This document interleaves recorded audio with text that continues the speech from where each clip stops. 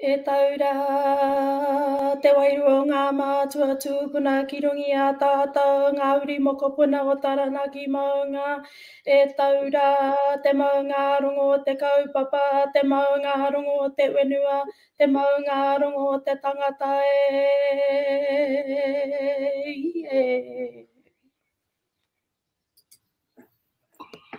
Ura ti e mauri ora. Tamarau no runga I te rangi e kei o ki raro ki te waka māri māri.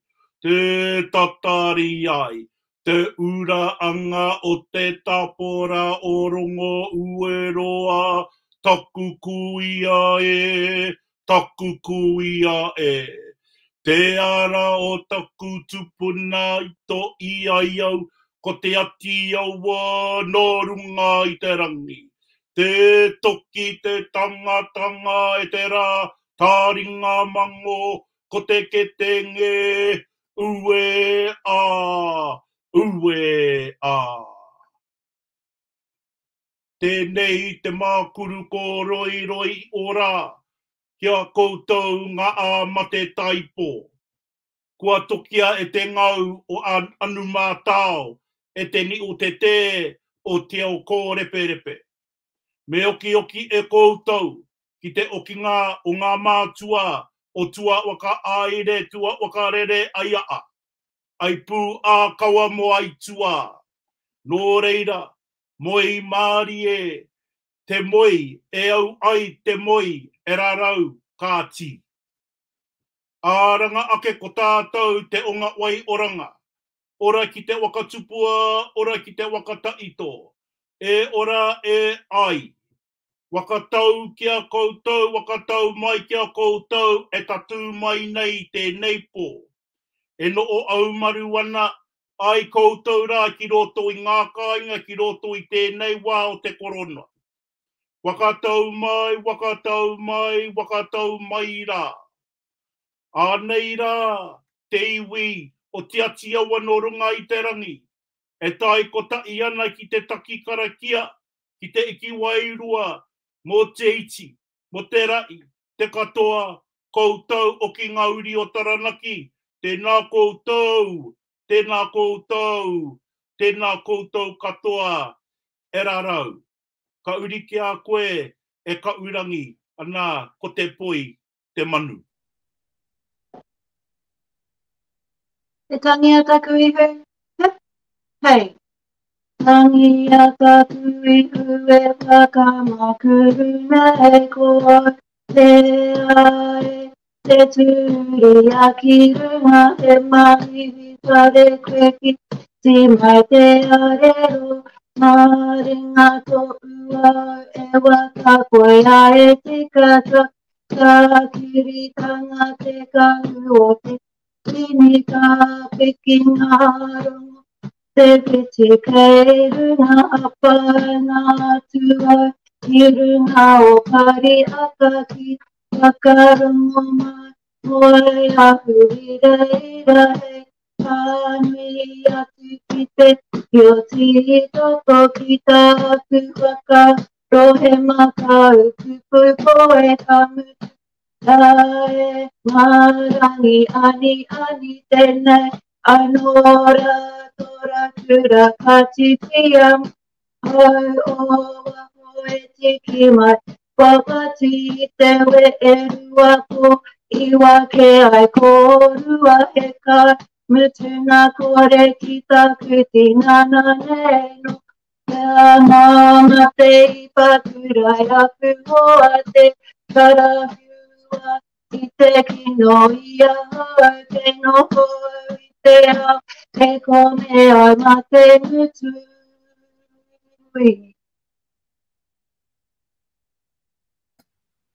Tēnā koe e ka urangi, o ki aku mā aratanga te wā tō kuia, ana ko kui uero, anu reira tēnei e mi ana ki a koe. Ka tai anō e te o anau, ka uri anō ki a koe e te tuakana, e kārepa, karakia mai, tukua. E toia mai rā I ngā mihi ki ngā uri o te tōtara hoi te poro ui a rei ki te akaka o tāne te wānanga. Ko iara koutou ngā mana kānuhi o te kāui tū kua toari ki tau ara unanga.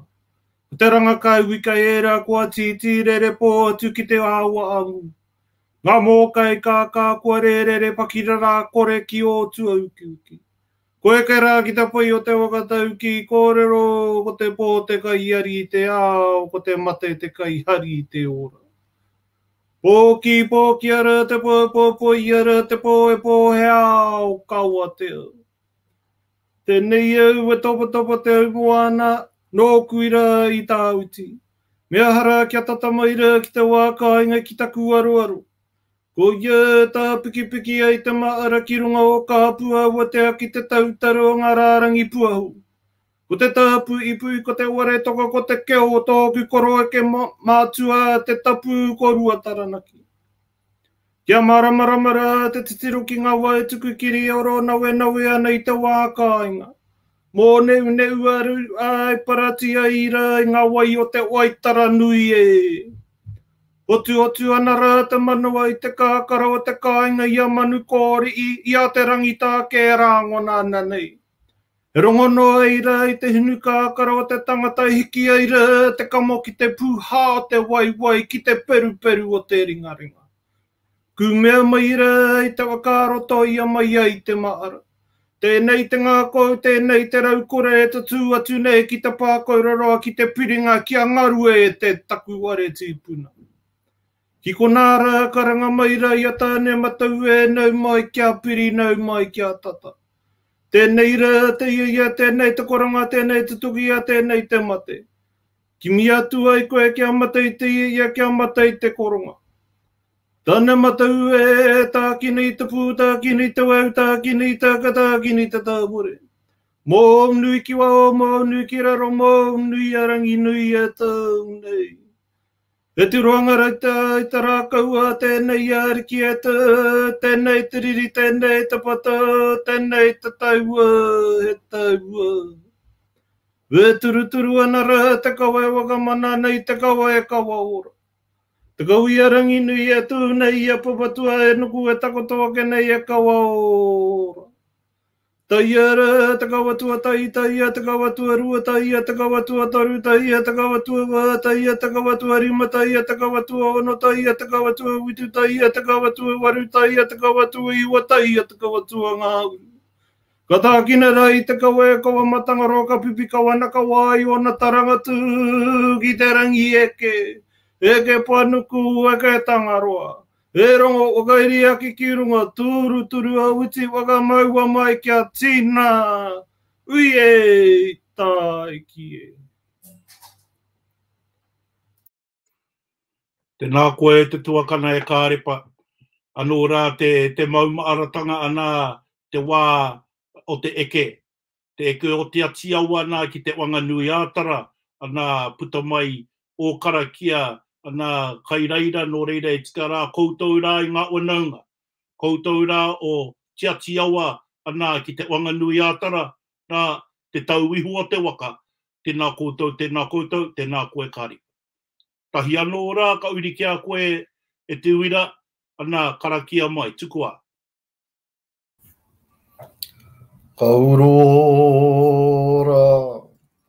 Kaurora tarangi i runga nei, kaurora. Kaurora ta unua kōrora ngā tāngata, kaurora ngā kōrero. Kaurora i ta kaununu i ta kauroroa e putanga ki ta wai au ki te amarama.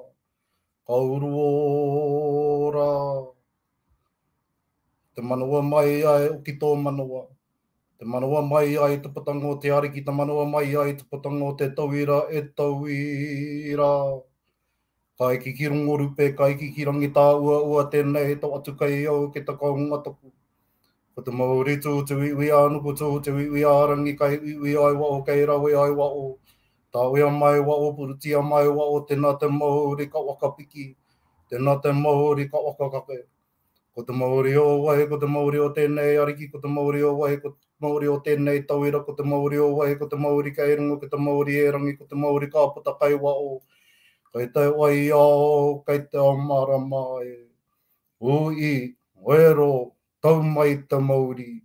Au mi e, ui e, tai. ki e. Pūpū a manawa o tama waka ea manawa o tama ki te rangirangi nui, rangi roa, rangi tāua, tāua, anuku tāua, rangi e. O mai tō wairoa ora e ora. Aui aui o ki te papatua tai, aui aui o ki te papatua rua pūpuru rāra rura ki tā more more nui no papa. E rongo, e aio, tēnā tauito pau kātū e tauito. Ko tauito i wea, ko tauito i tua, ko tauito e arangi nui e tū nei. E rongo e wakiri aki ki runga tūturu o i te waka maua kia tīna, tīna, ui e, tā iki e. Tēnā koe te uira ana e karakia, e tuku karakia ana mo tātou mo te iwi. Ana kia uru ora tātou nei katoa e no o aumaru ana ki ngā kainga. Nō reira i runga i tērā e te oanau, ka tai anō rā, ka uri kia koe e liana, nā, me o tamariki e karakia nei ngā karakia mo te pō. Nō reira ka uri kia koutou rā e te oanau. Karakia tātou.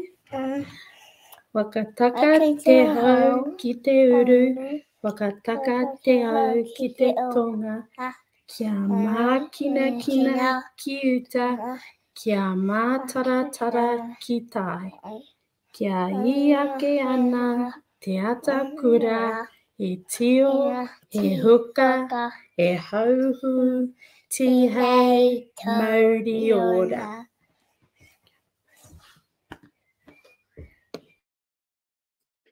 O ka pai tēnā kōrua, tēnā koutou, pai ana ngā tātara ki i, ana e puto mai te karakia wakataka te au. Nō reira i runga i tērā kai te mei atu ki a koutou. Nō reira ka tai anō rā, ka uri ki a koe te una una, e here wini, ka tukua he karakia a mo te pō. Nō reira, ka huri ki a koe te ira mutu.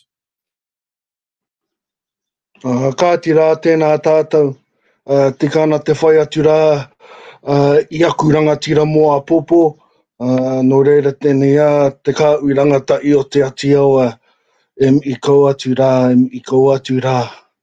I erea mai te ao te kā ui au, i erea mai te ao te kā ui wenua, i erea mai te toki te tangatanga e te rā.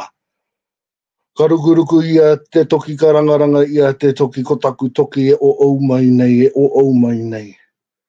Ko te toki e tū to uma tātou mo te kota i tanga i runga i tēnei wahanga, i runga i tēnei a uatanga ko te mata urutā.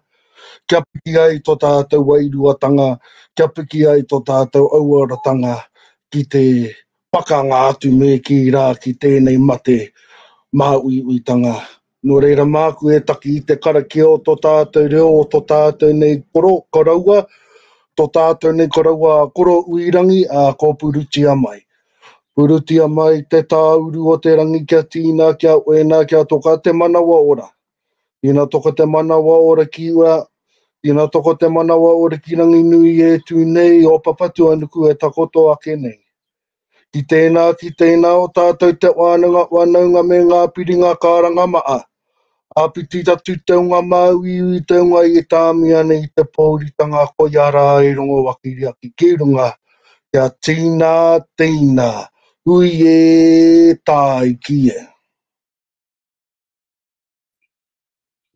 Ka pai e te una, te puta mai he karakia hei mā ngai kōrero mō te kā uiranga tai rangatira nei, ana mō te ati awa no reira i runga i tērā, tēnei te mihi atu tēnā koe, tēnā koe, tēnā koe. Tahi anō rā, ka huri ki a koe Timus, ana kia tuku karakia mo te pō nei, no reira tuku a koe e te iramutu, tēnā koe.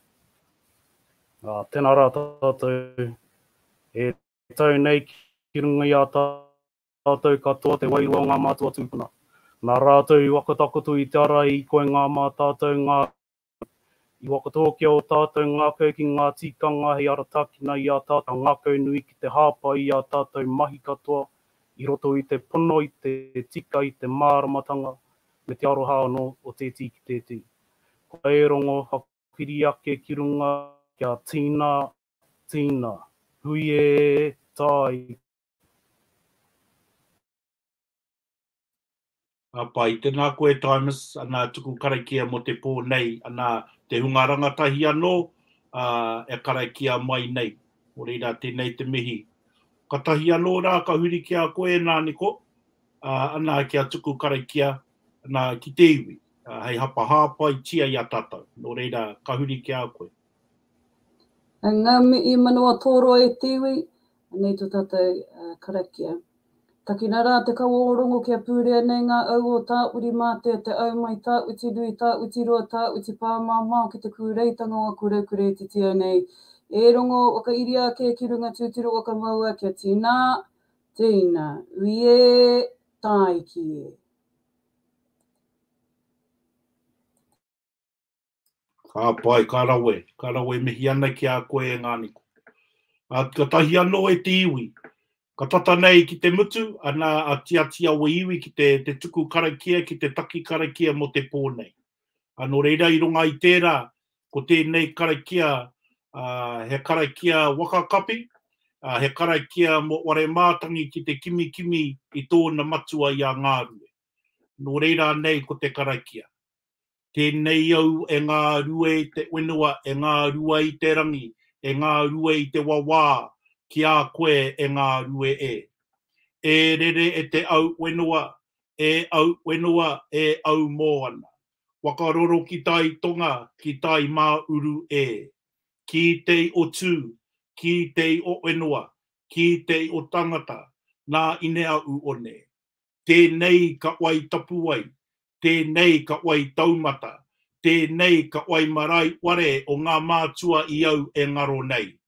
O aia e au tapu ai, e oa tapu ai no tāne, e oa tapu ai no tūmātauenga, ai oa wakapakari nōrongo, tēnā kia wakangu a mai ki tēnei piringa e, tūturu o iti wakamaua kia tīnā, aumi e, ui e, tāiki e.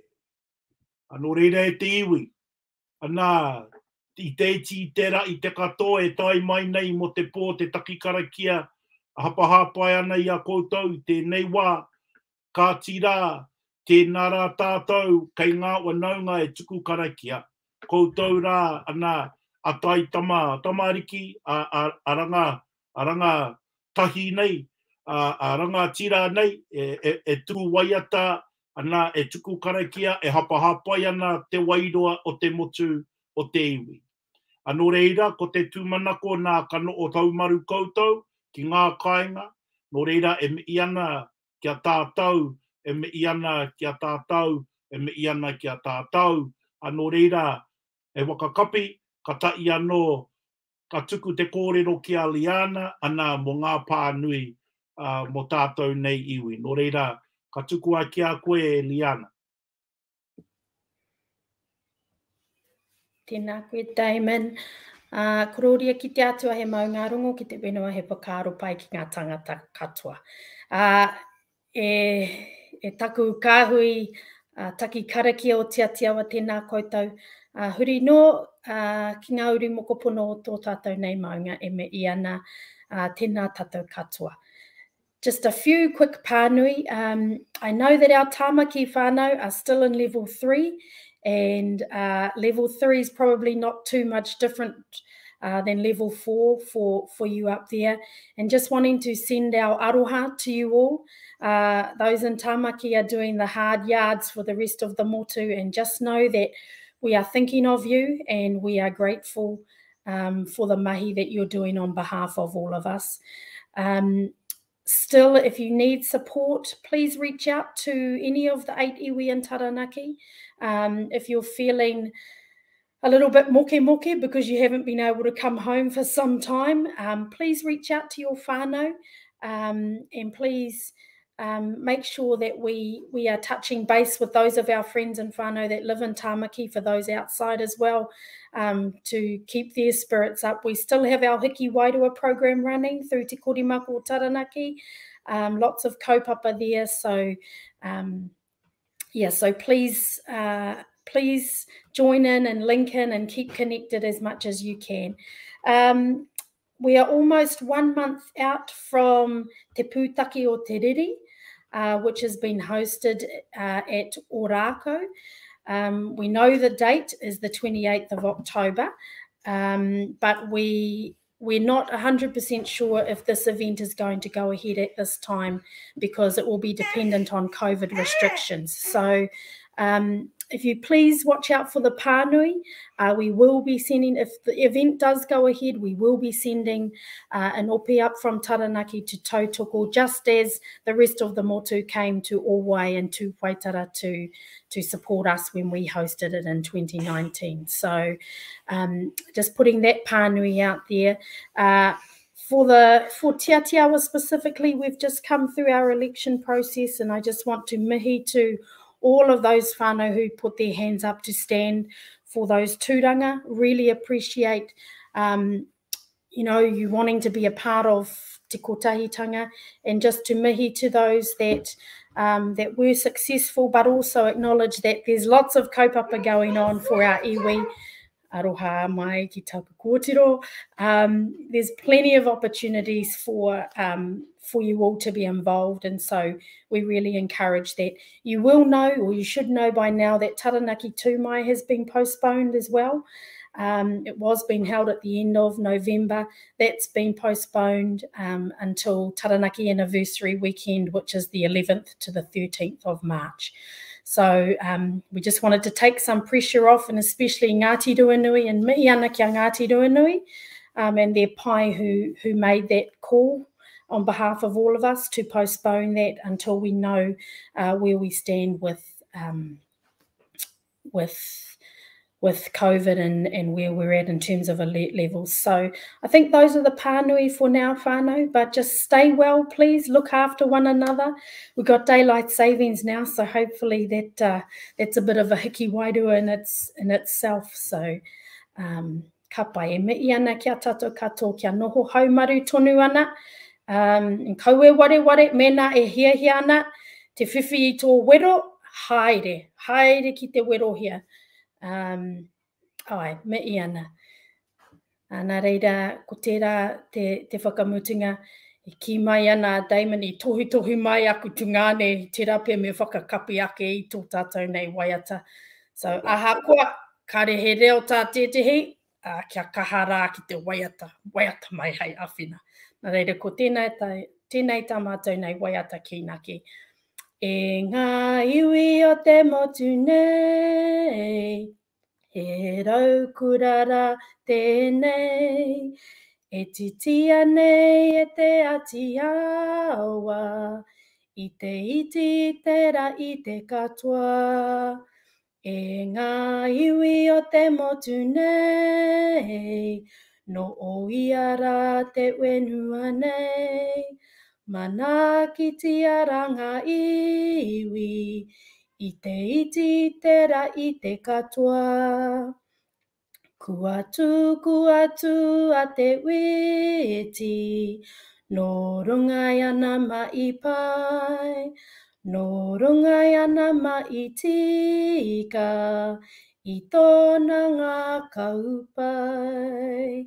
Haupai marire.